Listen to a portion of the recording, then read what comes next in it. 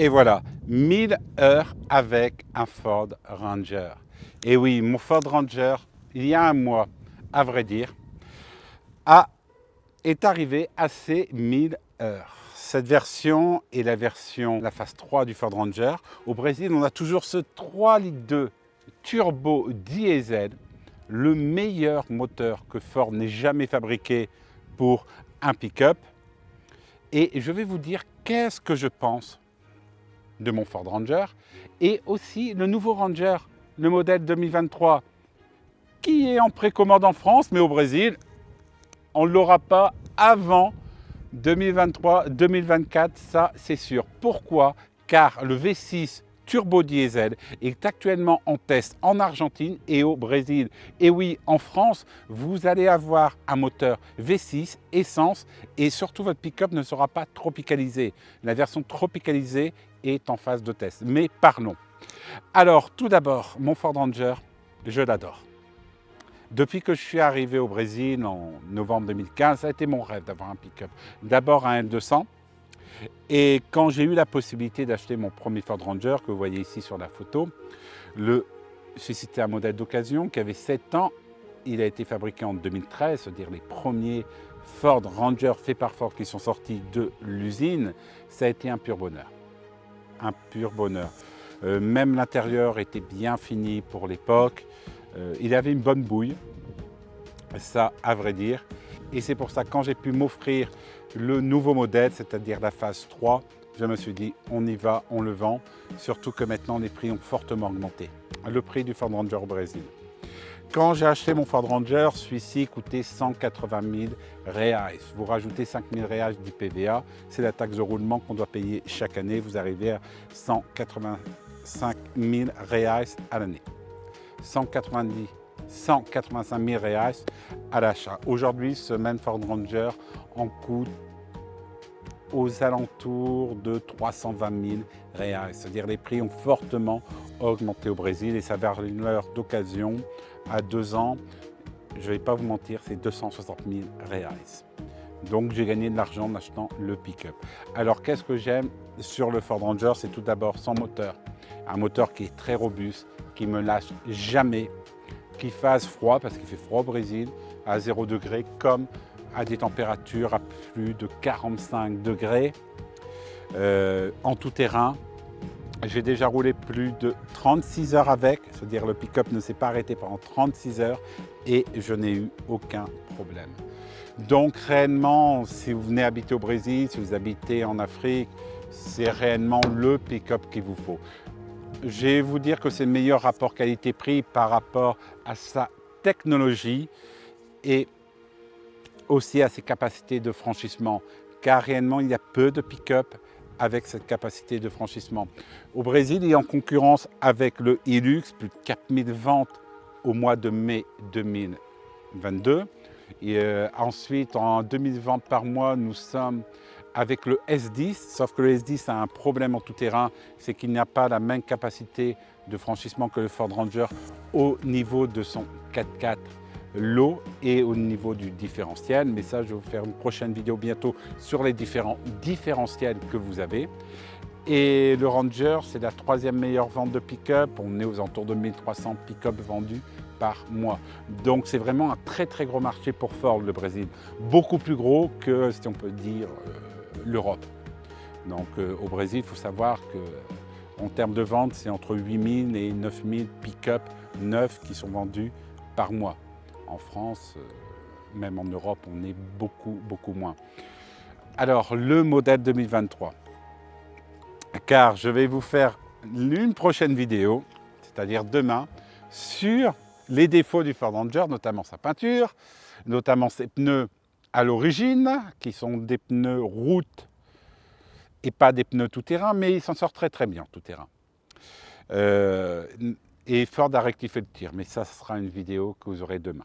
Alors, le nouveau Ford Ranger, j'ai vu en France qu'il est en précommande, j'ai vu beaucoup de commentaires sur ça. Réellement, un moteur V6 sur un pick-up, attendez-vous à des consommations extraordinaires. La consommation du Ford Ranger boîte auto 6 vitesses 3 litres 2, on est sur du 14-15 litres en ville et sur du 8 litres en autoroute. Sur autoroute au Brésil, on a des limitations à 110 km/h et il va faire aux alentours de 8 litres. Quand je suis descendu à Rio, vous allez avoir une vidéo demain où je vous ai dit sa consommation entre Belo et Rio, on était aux alentours de 8 litres, donc c'est vraiment très très bien. En ville, c'est beaucoup moins, surtout où j'habite, c'est une ville en montagne et ça monte énormément et ça consomme énormément. Mais passons. Le nouveau Ford Ranger que vous allez avoir en France, en fait, on vous dit oui, il va être fabriqué, il va bientôt arriver, sauf qu'à Pacheco en Argentine, il n'est même pas prévu pour cette année. On table sur un début de production en février, mars ou avril. Et vous allez avoir, si on peut dire, 2 moteurs. Le nouveau Ford Ranger 2023, qui va sortir des usines de Pacheco, vous allez avoir un bon vieux V6 turbo. Ça, c'est réellement le pick-up que je vais acheter quand je devrais remplacer le mien, car le V6, il va être une pure merveille à l'intérieur du nouveau Ford Ranger. Et vous allez avoir aussi le 2 litres 2. Théoriquement, il sera biturbo, tandis que le V6 sera turbo. Donc ça va être la vraiment grande nouveauté que vous allez avoir sur les moteurs, sur les modèles qui viennent d'Amérique du Sud et notamment qui seront vendus en Australie et en Asie. Ce ne sont pas les mêmes modèles que vous allez avoir en Europe. Et je vais vous dire aussi une petite particularité qu'il va avoir. Sa transmission sera une nouvelle transmission. Vous allez avoir la transmission comme sur le Amarok, c'est-à-dire un 4x4 merveilleux, mais merveilleux. Vous aurez toujours le 4x4H et le 4x4 Low, mais vous allez avoir un module 4x4, si on peut dire, comme vous avez sur le Amarok, c'est-à-dire une tenue de route qui sera incomparable. Il va avoir aussi pour la version Amérique du Sud une tropicalisation. Et la chose que je trouve vraiment bizarre, c'est que on le voit partout, sauf qu'au Brésil, il est encore camouflé. Je ne sais pas pourquoi. En Amérique du Sud, vous allez avoir, si on peut dire, 5 finitions. Donc, ça sera basé sur les finitions qu'on a actuellement. Donc, vous allez avoir, si on peut dire, les 2 meilleures finitions et les 3 basiques.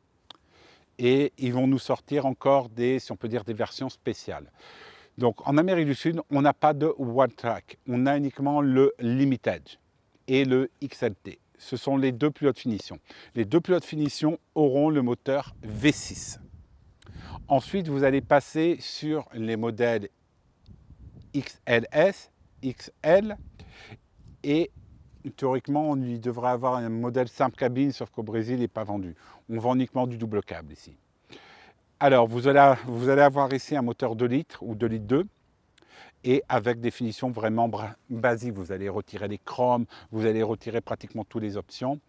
Et ça, c'est exactement les modèles que vous allez voir en Amérique du Sud. Donc, demain, vous allez avoir une vidéo sur les finitions en Amérique du Sud, les modèles du nouveau Ford Ranger 2023 et la comparaison entre le modèle actuel, le nouveau modèle, et pour moi la version spéciale que vous allez avoir en Europe. Car un moteur V6 en Europe, je ne pense pas que beaucoup de villes vont vous accepter d'ici 5 à 6 ans. Et ça va être un problème pour la revente. Car le prix du Raptor est vraiment très élevé. Et je vais vous donner une petite particularité.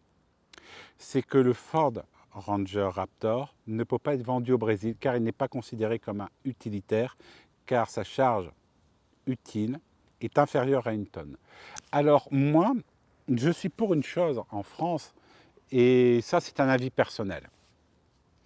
C'est qu'au lieu d'interdire les moteurs diesel, c'est mauvais, c'est polluant, etc., le greenwashing qu'on est en train de nous faire en Europe, que je déteste, car certains minerais sont extraits dans le minage de gaz pour faire les batteries électriques, et les entreprises travaillent avec des pick-up diesel et des gros camions. Et il faut savoir que certains impôts, ils ne les payent pas. Donc pourquoi ne pas faire comme le Brésil?